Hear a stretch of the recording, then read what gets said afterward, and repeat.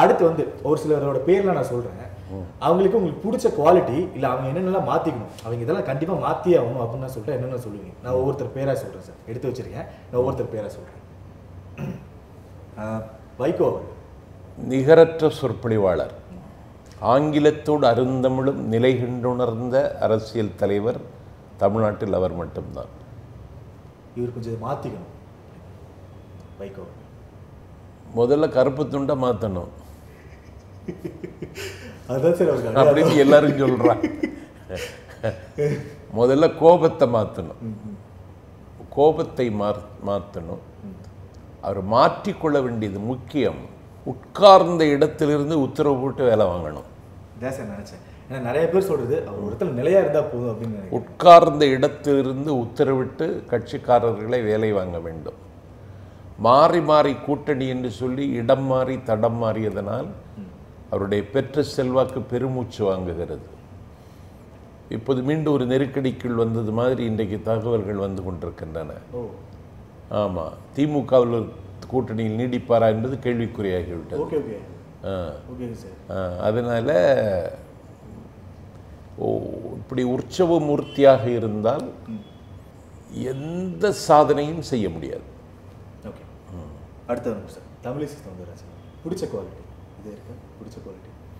பிடிச்ச குவாலிட்டி இல்லாத கட்சிக்கு தலைமை தாங்குகிறார்.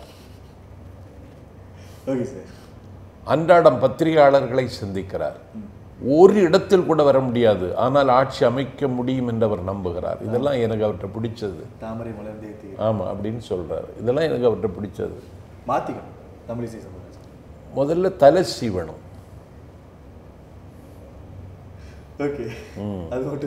தலை சீவணும். இந்த ஜிகனா மாதிரி கலர் கலராக ட்ரெஸ் போட்டுட்டு வர்றது எல்லாம் மாற்றி ஒரு தலைவர் மாதிரி வரணும். ஸ்டாலின் நிதானமாக இருக்கிறார்.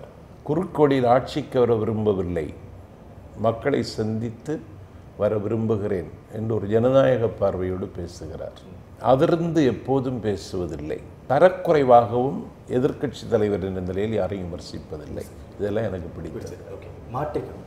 இதை வந்து ஸ்டாலின் அவர்கள் மாற்றிக்கணும். அவரிடத்தில் தமிழகம் நிரம்ப எதிர்பார்க்கிறது.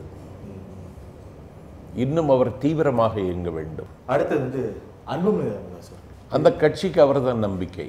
மது அருந்தாத, சிகரெட்டு பிடிக்காத ஒரு தலைமுறையை உருவாக்க வேண்டும் என்று ஆசைப்படுகிறார். அதை நடைமுறைப்படுத்துவதற்கு திட்டமிடுகிறார். இது பிடிச்சது. ஜாதி வட்டத்திலிருந்து வெளியே வந்தாக வேண்டும். பிடித்தது எதையும் புன்னகையோடு எதிர்கொள்கிறார். எனக்கும் பிடித்திருக்கிறது, அதுதான் எல்லோருக்கும் பிடித்திருக்கிறது. பத்திரிகையாளர்களை மிக எளிதாக லாபகமாக கையாளுகிறார். இதை மாற்றிக்கணும். முதல்ல கட்சி பேரை மாற்றணும். அது மட்டும்தானா? ரெண்டாவது, தன்னுடைய கட்சிக்கு என்ன கொள்கை, நான் தமிழ்நாட்டுக்கு என்ன செய்ய போகிறேன் சொல்லணும். அடுத்தது சசிகலா. அவருடைய வைராக்கியம், அவருடைய துணிச்சல், அவருடைய தியாகம், வாழ்க்கையில் எல்லாம் இருந்தும் எதுவும் இல்லாத ஒரு வாழ்க்கை அவருடைய வாழ்க்கை. மாற்றிக்கொள்ள வேண்டியது ஆட்களை அடையாளம் கண்டு அங்கீகரிக்க வேண்டும். கண்டிப்பாக. அடுத்தது கேப்டன் விஜயகாந்த். பிடித்தது ஒரு நல்ல நடிகர். அவருடைய சின்ன கவுண்டரை நானே 3 தடவை பார்த்தேன். ஆமாம், நல்ல நடிகர். அவர் அரசியலுக்கு வந்திருக்கக்கூடாது. மாற்றிக்கொள்ள வேண்டியது அதான். மாற்றிக்கொள்ள வேண்டியது அதுதான். ஓகே. ரஜினி. பிடித்தது பிடித்தது அவர் சுறுசுறுப்பாக இருக்கிறார். மாற்றிக்கொள்ள வேண்டியது கட்சி தொடங்குகிறேன் என்று சொன்னதை திரும்ப பெற வேண்டும்.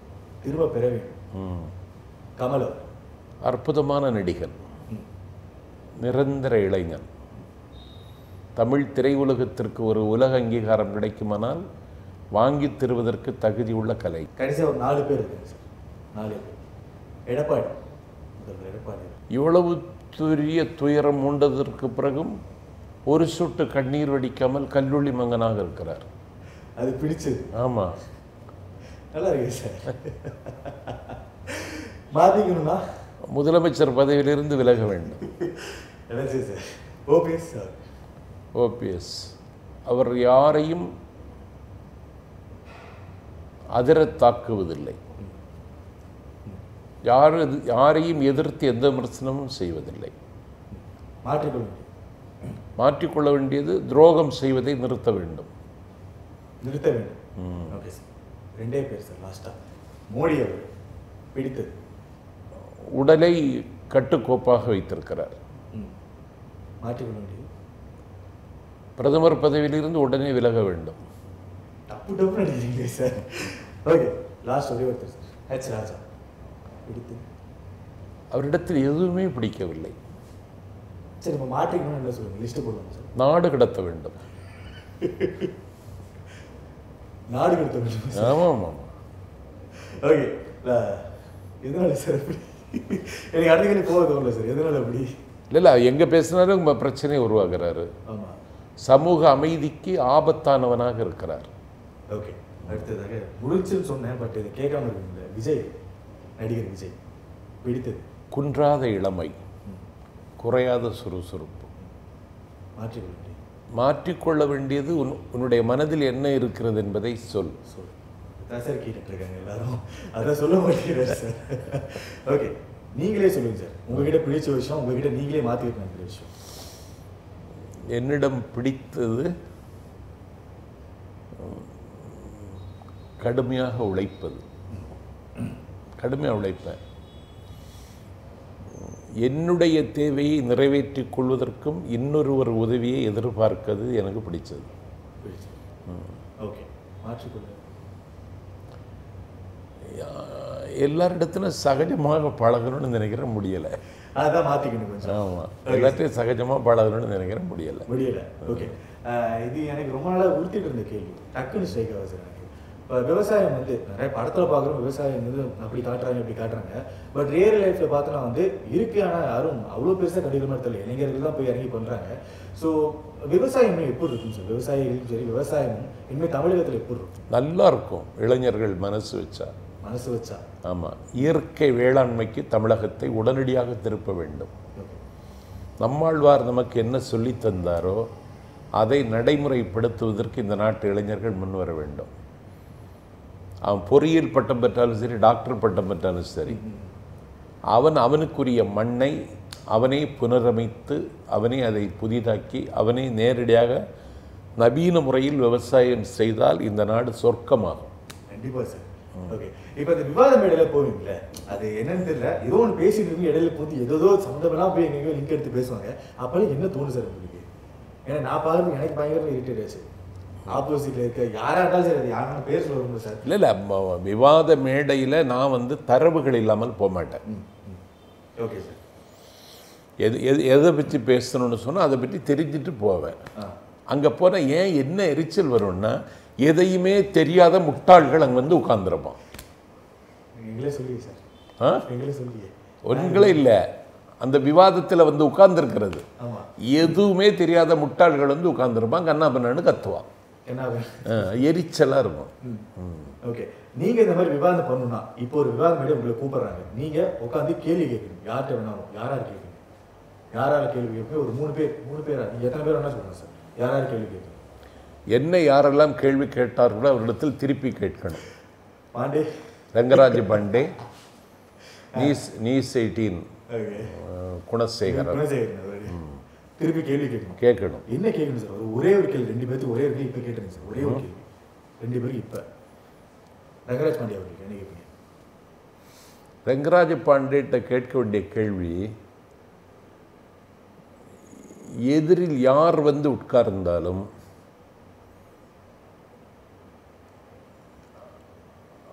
அவரிடத்தில் இருந்து பதிலை வரவழைக்க வேண்டும் என்று நீங்கள் எடுக்கிற முயற்சி பாராட்டத்தகின்றது. ஆனால்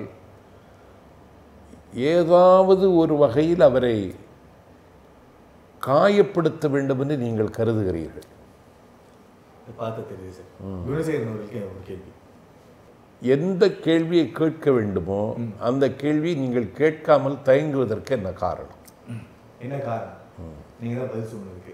ஓகே சார். இப்போ இறுதியாக ஒன்று கேட்டேன் சார். எங்களுக்கு யூஸ் ஆகுது, ஸ்பெசிஃபிக்காக வந்து இந்த யங்ஸ்டர்ஸ் எங்களுக்கு யூஸ் ஆகும். பெண்கள் எப்படி சார் கவர்? ரொம்ப நாளாக போராடிட்டு இருக்கு சார், முடிய மாட்டேங்குது சார். அப்படியா? சத்தியமாக முடிய மாட்டேங்குது சார். பெண்களை எப்படி கவர்றது? உங்களை பற்றி யாரும் லைக் பண்ணாமல் இருக்காங்களா? இப்படி யாராவது பெண்கள் கேட்டாங்க இருக்கு சார், கேட்க மாட்டேங்கிறாங்க சார். எப்படி கவர்றது பெண்களை சார்? நல்லவனாக இருந்தாலே கவர்ந்துடலாமே. அப்போ இந்நேரம் எனக்கு வந்து யாரும் வரலையே சார். நல்லவனாக இருந்தாலே கவர்ந்துடலாம். நல்லவர்கள் இருந்தா ஓகே. ஏதாவது ஒரு தனித்தன்மை இருந்தாலே கவர்ந்துடலாம். இல்லையா? இன்சூரிட்டிமாங்களே, ஒரு தனித்தன்மை இருந்தால் கவர்ந்துடலாம். ஓகே சார், ட்ரை பண்ணுறேன். ஓகே. அந்த இறுதியாக தமிழக மக்களுக்கு எதாவது கூறணும்னு ஆசைப்பட்டா கூறிடலாம் சார். மது அருந்துகிற பழக்கம் இருந்தால் இன்றே அதை விட்டு விலகுங்கள். சூப்பர். ஒரு பாயிண்ட் நெக்ஸ்ட் ஒரு பாயிண்ட் சார். மிக்க நன்றி சார். என்ன சொல்லுங்கள் சார்? எப்போதும் சுற்றுப்புறங்களை சுத்தமாக வைத்திருக்க முன்வாருங்கள். அவ்வளோதான். உங்கள் பிள்ளைகளுக்கு நீங்களே முன்மாதிரியாக இருக்கக்கூடிய அளவுக்கு உங்களை தகுதியுள்ளவனாக மாற்றிக்கொள்ளுங்கள். அவ்வளோதான். ஓகே. மிக்க நன்றி சார். Thank you so much. அந்த நேரத்தை எங்களுக்கு கொடுத்ததுக்கு மிக்க நன்றி சார்.